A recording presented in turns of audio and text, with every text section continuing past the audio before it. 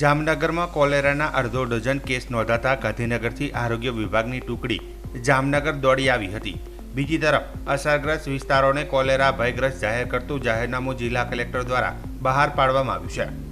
જામનગરમાં થોડા દિવસો પહેલા 5 થી 6 કેસ કોલેરા પોઝિટિવ નોંધાયા હતા, જોકે તમામની તબિયત સારી થતાં રજા આપી દેવામાં આવી હતી।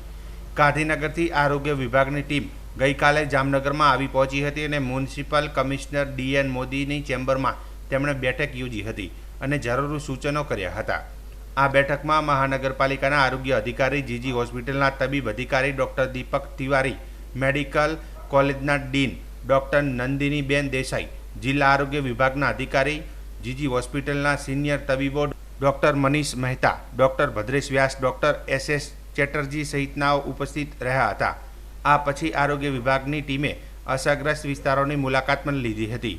મ્યુનિસિપલ કમિશનર DN મોદીએ જણાવ્યું હતું કે કોલેરાવાળું પાણી વિતરણ કરવામાં આવી રહ્યું છે, આમ છતાં સાવચેતી માટે પાણી શક્ય હોય તો ઉકાળીને પીવું, બરફ પાણીપુરીનું સેવન કરવું નહીં। જ્યારે જામનગર જિલ્લા કલેક્ટર દ્વારા કોલેરાના કેસવાળા વિસ્તારને કોલેરા ભયગ્રસ્ત વિસ્તાર જાહેર કરવામાં આવ્યું છે, જેમાં ધરારનગર, લાલખાણ, ખોજાવાડ, રવિ પાર્ક, બેડીબંદર, રિંગ રોડ વગેરેનો સમાવેશ થાય છે અને કોલેરા નિયંત્રણ અધિકારી તરીકે DMCએ નિમણૂક કરવામાં આવી છે।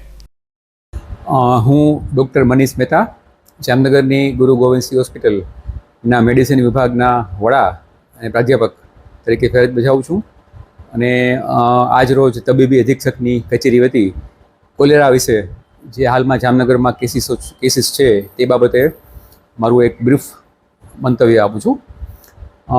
ગયા મહિને 14 તારીખે પહેલો કેસ કોલેરાનો જામનગરમાં છે એ ડાયગ્નોસ થયો અને ત્યારબાદ ગુજરાતના 6-7 અલગ અલગ ડિસ્ટ્રિક્ટમાં હાલમાં કોલેરાના કેસીસ સ્ટાર્ટ થયા છે અને જામનગરમાં પણ અત્યાર સુધી એવા જામનગર કોર્પોરેશનના 6 કેસીસ નોંધાણા છે। તે બાબતે તંત્રની સજાગતાના ભાગરૂપે આજ રોજ રાજ્યના હેલ્થ વિભાગમાંથી 3 એક્સપર્ટની ટીમ જામનગર ખાતે આવેલી અને આજ સવારથી તેમની સાથે સંસ્થાના વિભાગીય વડાઓ સાથે એક મુલાકાત હતી। મુલાકાતમાં ઘણા બધા મુદ્દાઓ ચર્ચા થયા। તેમાં જે કેસીસો ડાયરિયાના, ખાસ કરીને કોલેરામાં જે અતિશય પાણી જેવા ડાયરિયા થાય છે અને તેમાં ખૂબ જ ઝડપથી તબિયત બગડી શકે એ પ્રકારના સ્પેશિયલ ડાયરિયા કહેવાય કે જેને ખૂબ જ ગંભીરતાથી લેવામાં આવે છે અને લેવા જોઈએ, તેવા લગભગ 45 કેસીસ છેલ્લા 3 અઠવાડિયામાં જીજી હોસ્પિટલ ખાતે એડમિટ થયેલા। તેમાંથી તમામના સેમ્પલ મોકલતા 6 કેસ પોઝિટિવ આવ્યા છે।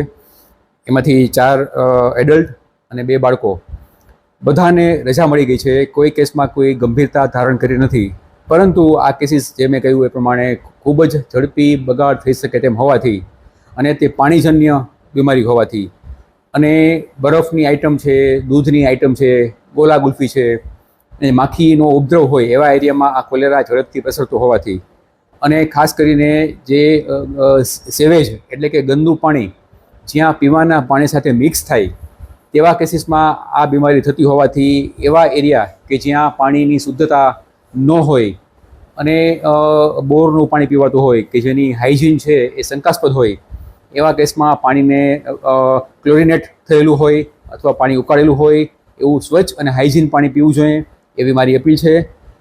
તંત્ર જીજી હોસ્પિટલ ખાતે બાળકોનો ડિપાર્ટમેન્ટ અને એડલ્ટ ડિપાર્ટમેન્ટ સંપૂર્ણપણે સજ્જ છે કોઈપણ કેસને પહોંચવા માટે, પરંતુ આ અટકાવી શકાય તેવી બીમારી છે।